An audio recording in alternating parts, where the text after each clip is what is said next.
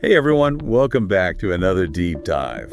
You ready to jump into some really fascinating stuff today? Yeah, definitely. Today we're going to be talking about AI, Right.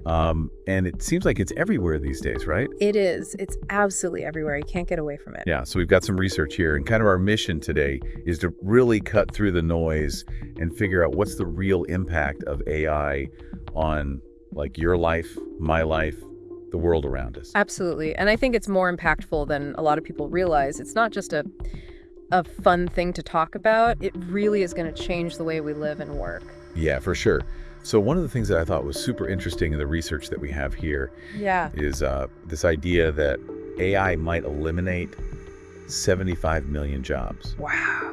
but TT create 133 million new ones by 2025. Yeah, and that's a really important distinction because a lot of people focus on that 75 million and they get really scared, and understandably so. Right. But that 133 million, that's a huge opportunity. Yeah, so let's unpack that a little bit because I think that's a good place to start.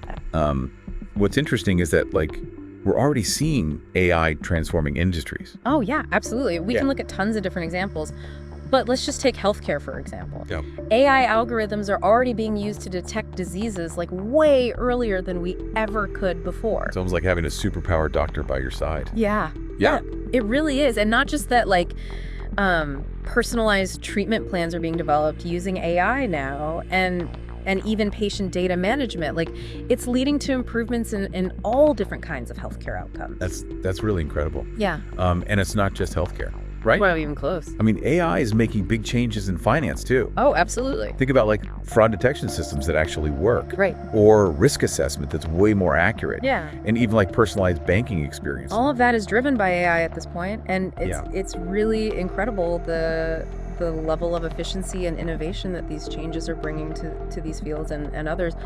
But I think it does raise the big question, what happens to all the people, all the human workers in these fields, Right, that is the big question, and that's what we were just talking about with those numbers, right? Exactly. I mean, 75 million jobs lost is a scary number. Yeah.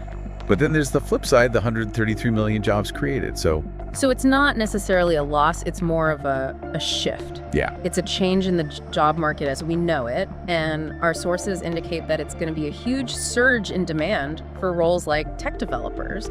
People who can really understand the nuts and bolts of AI. Data analysts are going to be incredibly important. Yeah. And even, positions that we haven't even thought of yet are going to emerge as this technology continues to evolve.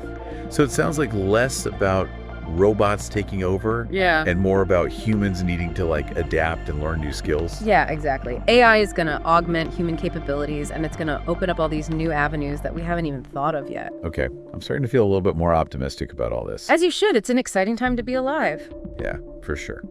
But let's shift gears for a second. Our sources also mentioned some pretty big changes happening in education. What's going on there?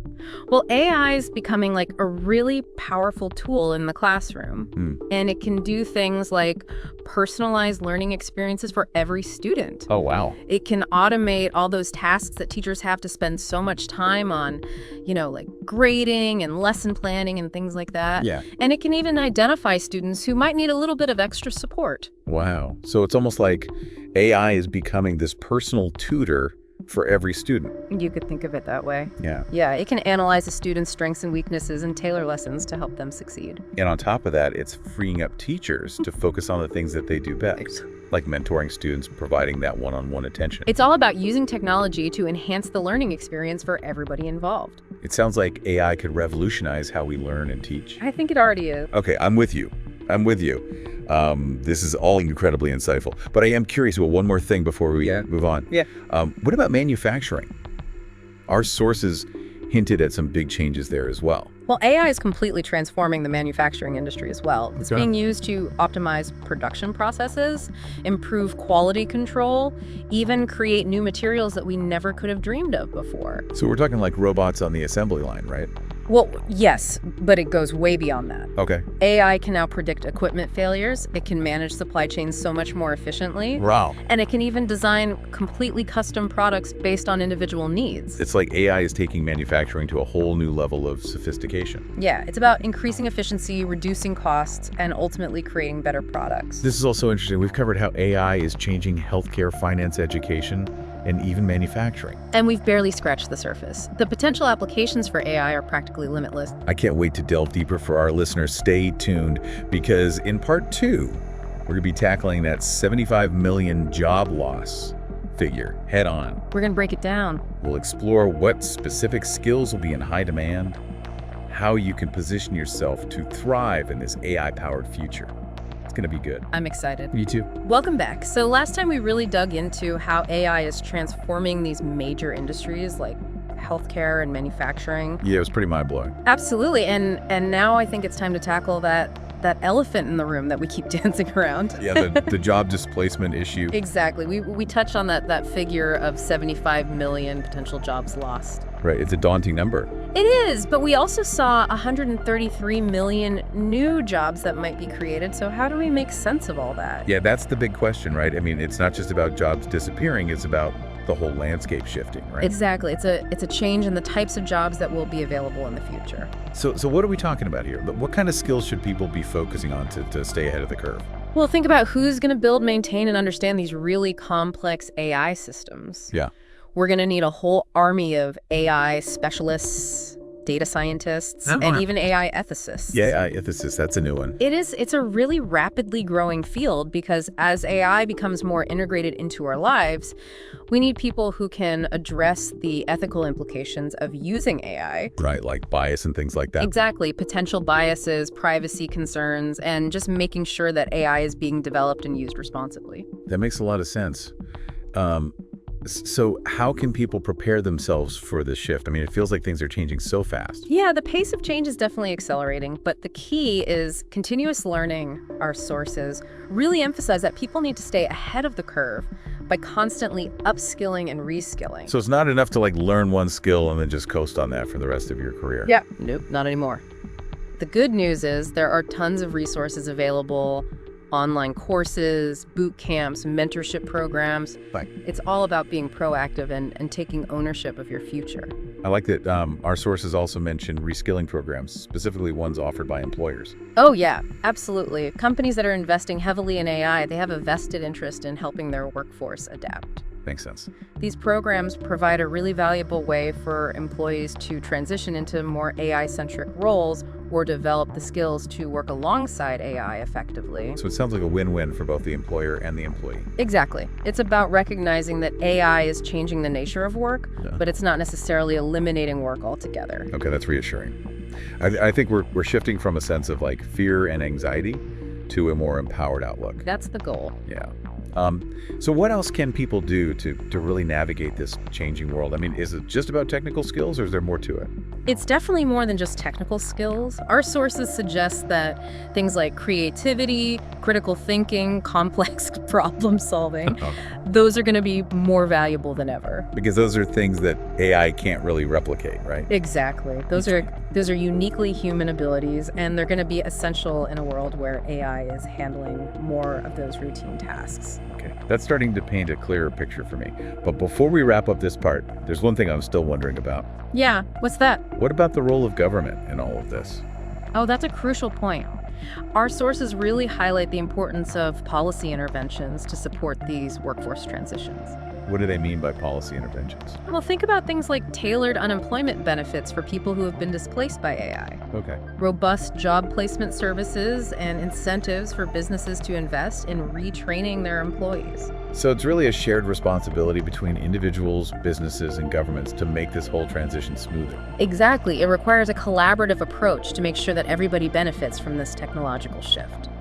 Okay, I think we've covered a lot of ground here. We've moved from that initial fear of job losses to a more nuanced understanding of the skills and adaptations that are needed to thrive in this AI-powered world. We've explored the changing landscape, and we've emphasized the importance of continuous learning, reskilling, and these collaborative efforts that are going to be crucial. Yeah, for sure. But there's still that big question looming out there, what does the future hold for AI and humanity as a whole? Yeah, that's the ultimate question, isn't it? It is, and we're going to delve into that in our final part, so don't go anywhere.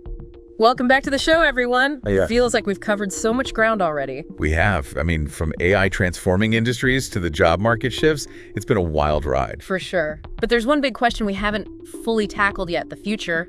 What does it hold for AI and humanity? The million-dollar question, right? Exactly.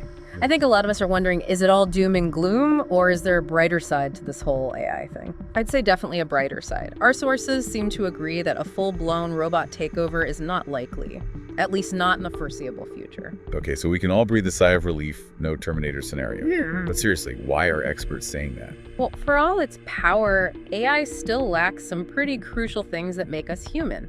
Like what? Things like creativity, empathy, ethical judgment. Those are things AI just hasn't mastered yet. So those are the things that set us apart. Yeah, and those abilities are going to be even more crucial in an AI-driven world. It's not about AI versus humans. It's more about collaboration, each playing to our strengths. We're like at a partnership. But what does that partnership actually look like, in real life? Well, imagine a world where AI handles all the boring, repetitive tasks, the stuff that nobody really enjoys doing. Okay. That frees us up to focus on what we're good at, things like innovating, problem solving, connecting with each other on a deeper level. So AI takes care of the busy work, and we get to focus on the things that make life meaningful. Exactly. It's like having this incredibly powerful tool that can amplify our capabilities. AI can analyze tons of data spot patterns we might miss, help us make smarter decisions. It's like AI is giving us superpowers.